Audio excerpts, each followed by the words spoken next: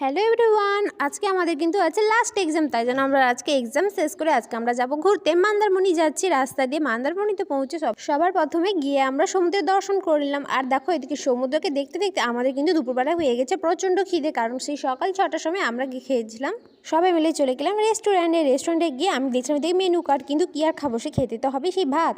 আর এদিকে কথা বলতে বলতে দেখো এদিকে আমাদের কাছে ভাত চলে এসেছে, তারপর দিল ডাল, তারপর আলু ভাজা, তারপর দিয়েছিল শুক্তো, তারপর দিয়েছিল ঝিঙে আলুর তরকারি, তারপর দিয়েছিল কাঁচা পেঁয়াজ লঙ্কা। ব্যাস এই দুপুরবেলার ডাল ভাত খেতেই যা লাগছিল, আর নেবু দিয়ে তো তার কোনো জবাব নেই। তারপর দেখো আমরা ঘুরতে চলে এলাম, এখানে কাঠের জিনিস ছিল, এখানে ছিল ঠাকুরের জিনিস, লবণ রাখার অনেক রকমের জিনিস ছিল।